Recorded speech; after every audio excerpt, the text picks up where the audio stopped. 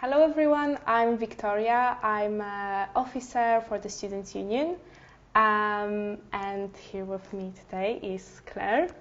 Hi Victoria, I'm Claire Turner, Pro Vice-Chancellor for Education here at Brunel.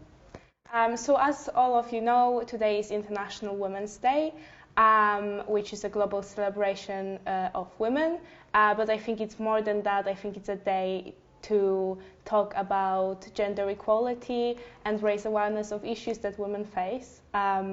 So I thought, who better to talk to about this than someone from our own community. So Claire, could you tell us a little bit more what you do in Brunel? So at the moment I'm Interim Pro Vice-Chancellor for Education, so my role really is looking after education and student experience more widely for the university. But I would just say that before that I worked in CHMLS, which is College of Health, Medicine and Life Sciences, as Vice-Dean for Education, and I'm also a Professor of Analytical Science, so I'm sort of a STEM person, if you like. Since you're one of the most senior people in university currently, what has been one of the most significant barriers in your journey, in your career? So I think the big problem really is that it does seem to be a man's world. And what I mean by that is that the things that, the way of getting ahead and the things that you do are very much, women have tended to succeed in the past if they behave more like men. Mm. So it's not necessarily that women aren't succeeding, but it's if you look at your Margaret Thatcher's, for example, she succeeded because she behaved very much like a man. And I have to say, early on in my career, not at Brunel, I have to say, this was when I worked in another HEI. During one of my performance and development reviews, I was told, "You're quite good, Claire, but you'll never get far in higher education because you don't think like an alpha male." So I think that perception is a barrier. I think you can get ahead, but I think it has been kind of difficult for women to get ahead in an area that is totally dominated by men for that reason.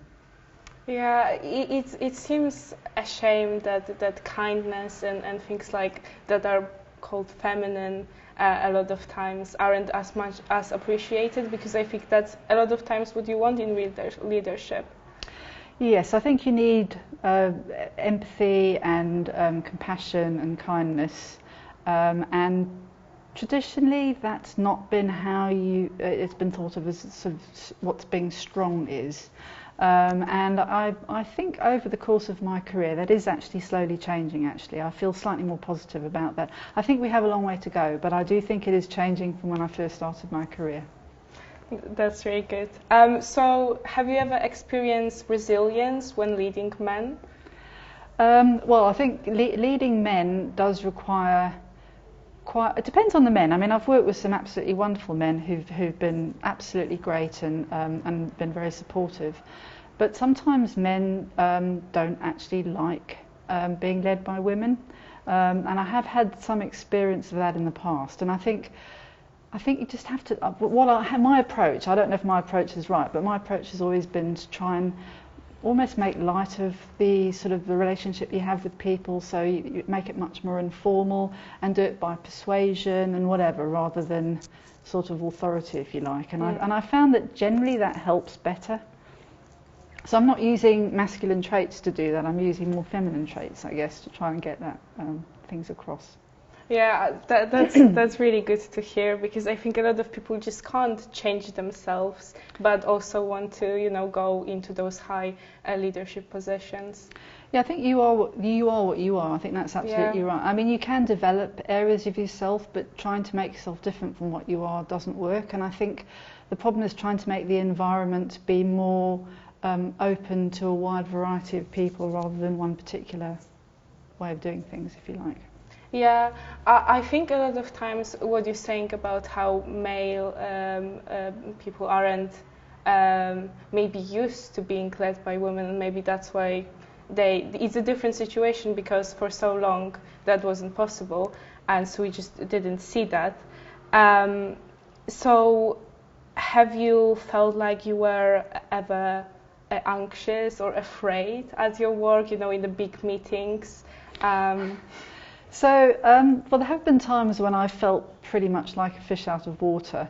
Anxious, maybe not. Maybe felt slightly intimidated. But there was one particular project that I was involved with. This is quite a few years ago now, when I think there was a big group of people, about 20 people, and there were like 2 women, and I had to lead a particular work stream of this big project, and it was very male dominated. This whole thing was very male. It was an engineering thing, male dominated and what have you. And we had a meeting in a place in Italy, in this big room in Italy, and nobody had paid any attention to me up until this point.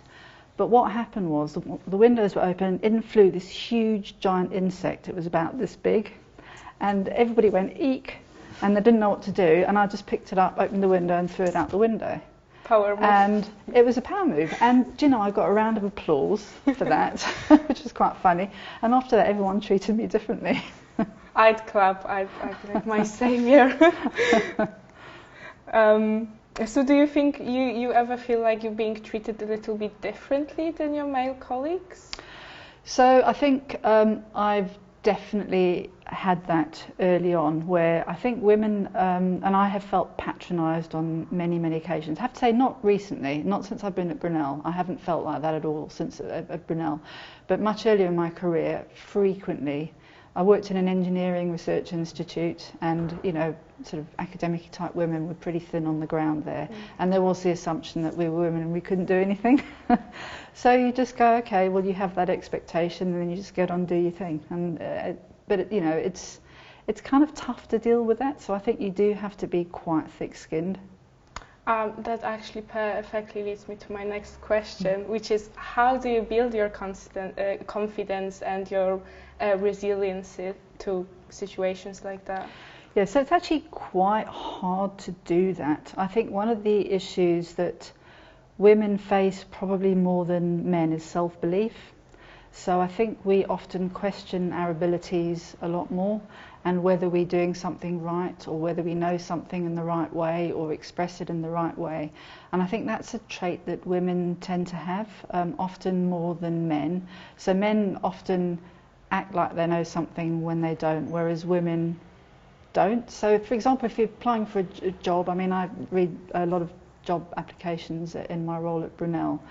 So if you look at sort of essential or desirable requirements for the job, I've noticed that men generally will look at whether they meet 50% of them and they go, yeah, I'll blag the rest, it'll be fine, I'll put an application in.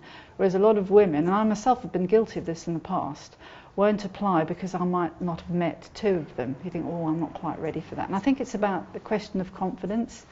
So building up your resilience and your confidence is quite difficult, but you do have to remember, if you actually think about those facts, that helps you actually. So just so each time when you have a role and you think, well, actually I probably could do that, I might need a bit of development, but I could do that. It's about what your positive, the things you can do rather than your deficits. I think that's the way to think about it. But it does take quite a lot of sort of self-training to do that, but I do think that helps. You know, focus on your positive things, the things that you can offer, not on the things you can't do. Yeah, that's really good to hear for my personal growth. I think that's why we want to talk about these things, because sometimes understanding why some things are happening, why you feel a certain way, really helps with actually, you know, growing. So moving a little bit further outside of Brunel and your personal experiences, what do you think has been made so far in terms of gender equality, like gender pay and women representations, whether it's in sector in Brunel or just internationally? So I think one of the things that's going to continually make it quite hard to get full equality, and I don't have the answer to this, by the way, but it's just my observation from my own career and seeing other people, other women go through this, is it is a fact of biology that it's women who bear children. And because of that, women do still, and probably will for the foreseeable future, take on the lion's share of childcare. And we've done a lot of, the country, you know, Europe in particular has done a lot to legislate to actually make life easier for women and give women more time and to give them, you know, maternity leave and to have more sort of equal working arrangements to make it easier for women to make up that time. However, it still doesn't detract from the fact that if a child is ill, or a child needs picking up from school, or a child needs looking after on the holidays and all that, the burden goes largely onto women. And I know myself, for my own personal career, I pretty much couldn't go away overnight for nearly 15 years after I had my first child, because I had to be there to look after my children. And that kind of does hinder a career, and it did hinder mine to some extent. You know, where my husband was going off and doing stuff and my colleagues were all able, and I just had to say, well, I can't do that, I've got to look after my children. And I think that's really quite a big barrier. So with the best will in the world, that is a real barrier to doing that. But I am pleased to see that there's a lot more parent-friendly policies out there. And I know men also are doing much more, working much more in partnership with their partners and supporting them. But it's still, the lion's share of that is still on the woman at the moment. Yeah, it will take time, but yeah. I think you definitely see campaigns of like, oh, it's acceptable to be a father and take paternity Yes. leave and everything. So, you know, we're making steps in the right direction, but...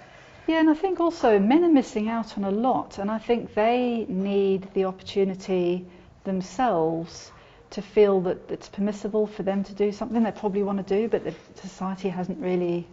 You know, it's women's work. So I think that is not good for either the man or the woman. So I'm pleased to see that this is happening, because this will benefit both men and women and the child as well. Yeah, I definitely agree, and I'm really glad you mentioned that it works both ways, because Yeah. sometimes you like think about it and, oh, it's something that no one wants to do, but actually you do. So yeah, I think the change will be beneficial to everyone. I think so, yeah. So I'm sure you're a role model yourself for a lot of people, student and staff. Did you have one? Do you have one currently? So I suppose growing up I didn't really have one, but I have to say, if I look around the world at people I admire, I think Jacinda Ardern in New Zealand, for me, really epitomises what a good, strong female leader would look like, because she's not trying to do it by emulating what strong male leaders are like. She is bringing to the role compassion and dignity and kindness and consideration and empathy. And she's kind of shown, I know she's not very popular in New Zealand, and part of that is because she's like that, actually. So she has had a lot of negative press in New Zealand because she's not a typical strong male leader. But for me, I think she is the model for female leadership, actually. So I really admire her a great deal. Yeah, I think when you hear her speak, you can see that, you know, the respect. Yeah, definitely. But hopefully the people's minds will start changing. So the final question. What would be your advice to women starting their career, young women, women in our university? So I think the one piece of advice I really think is important to give people is that you really do have to believe in yourself. Self-doubt is something that women really do feel a lot. They aren't naturally confident in general. Obviously this is a generalisation, and I think you have to believe in yourself. I mean, I remember reading Michelle Obama's autobiography, and she was saying about, you know, she's met loads of, you know, heads of state here and CEO there, and she says they're just the same as everybody else. You know, they're not that great, really. They just have the same sort of faults and frailties. It's just that women tend to have more imposter syndrome. So just, no, you're just as good as everybody else. So it's just about believing in yourself, I think, is the important thing to do. Thank you. That's a great advice, and thank you so much for joining me today. And happy International Women's Day to you and to everyone. Thanks, nice to talk to you, Vic. Thank you.